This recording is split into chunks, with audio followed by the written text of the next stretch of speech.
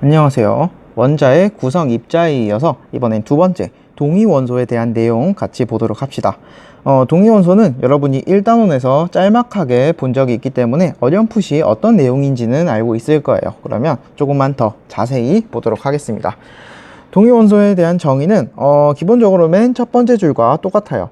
양성자의 수는 같은데 중성자 수가 달라서 질량수가 다른 원소들을 우리는 동위원소다 라고 부릅니다. 그러면 조금만 세분화해서 한번 해석을 해봅시다. 양성자 수가 같다는 건 원자 번호가 같다라는 뜻과 똑같겠죠. 우리는 모든 원소를 원자 번호 순으로 배열해서 구분하고 있기 때문에 원자 번호가 같다는 건 같은 종류의 원소다 라는 걸 의미하고, 또 양성자 수가 같다고 했으니까 당연히 중성 상태의 원자에서 양성자 수는 곧 전자수와 같다 라고 해석할 수 있겠죠. 그래서 전자수도 똑같고요. 전자수가 똑같다는 건 화학적 성질이 같다, 또는 화학적 성질이 유사하다 정도로 우리가 이야기를 할 수 있습니다. 그리고 옆에 내용을 이어서 보면 중성자 수가 달라서 질량수가 다른 원소다 라고 되어 있는데, 중성자는 양성자와 질량이 거의 동일하다 라고 했죠. 그러면 지금 이 원자의 질량을 대부분 차지하는 것은 원자 핵이고, 양성자와 중성자 수가 그 질량을 이루고 있는데 거기에 중성자를 하나 더 집어넣었으니까 당연히 질량 등의 물리적인 성질이 변하겠죠. 그렇기 때문에 물리적 성질이 달라지게 됩니다.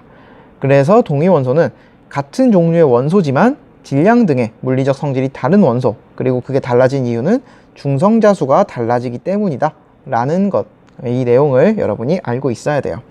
그래서 밑에 보면 지금 예시로 수소를 예시로 들어놨습니다. 수소가 지금 총 여러분이 알고 있는 원래 이 수소 말고 총 3종류의 수소가 존재해요. 그래서 양성자 1개로만 이루어진 그냥 수소와 양성자 1개, 중성자 1개를 더한 중수소와 양성자 1개, 중성자 2개를 더한 삼중수소라는 게 있어요. 그러면 만약에 양성자 2개와 중성자 2개를 더하면 이건 양성자 개수가 변해버렸으니까 수소라고 할 수 없죠. 양성자 2개는 헬륨에 해당한다 라는 거. 그럼 일단 같이 봅시다. 이름은 수소, 중수소, 삼중수소라고 하는데 이름 자체는 여러분이 깊게 볼 필요는 없고요. 양성자와 중성자의 개수를 봅시다. 여기 Pn이라고 해서 포지티브와 네거티브라고 보면 안 됩니다. 프로톤과 뉴트론이라고 봐야 돼요. 그냥 수소는 양성자가 1개고 중성자가 없죠. 그래서 원자량이 1이에요. 중수소는 양성자 1개에 중성자가 1개니까 원자량이 2입니다.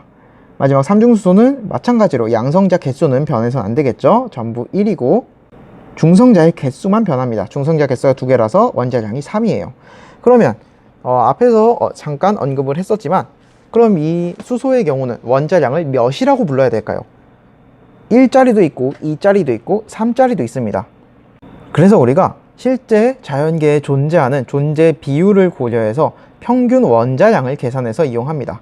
원자량이 1도 있고 2도 있고 3도 있으면 쓸 수가 없으니까 차라리 존재 비율 전부 고려해서 이 3개의 평균 값을 내서 우리가 그걸 수소의 원자량이라고 하자라고 말하는 게 조금 더 사용하기가 쉽겠죠. 그리고 합리적이기도 하고요.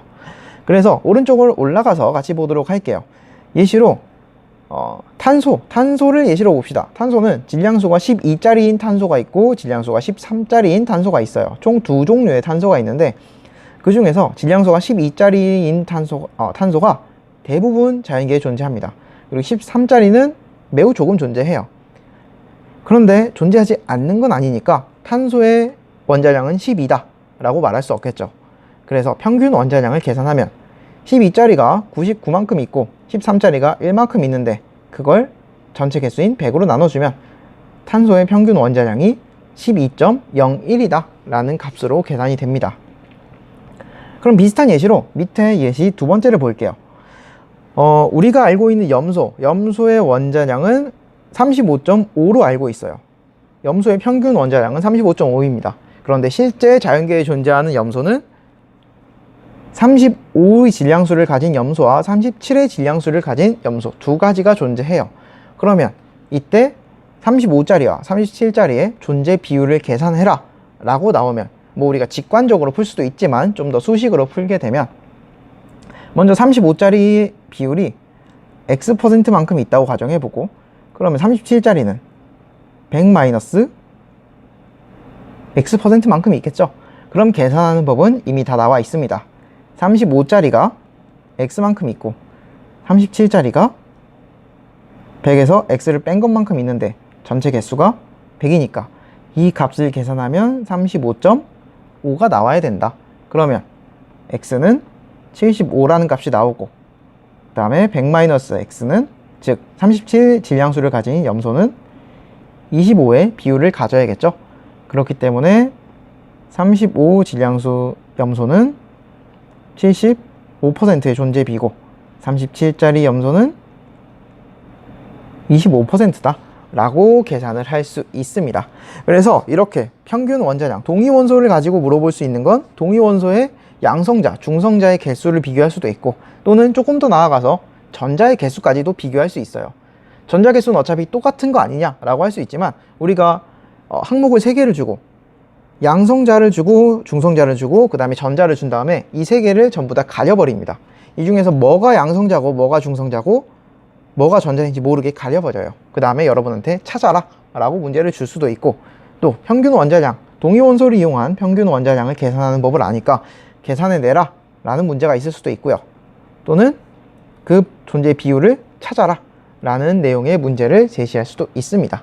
그래서 이 2가지 내용까지 여러분이 잘 공부해주면 될 것 같습니다. 그러면 동위원소 내용은 짤막했으니까 여기서 마무리하고 다음은 이제 원자의 변천 또는 원자 모형의 변천 과정에 대해서 알아보도록 합시다.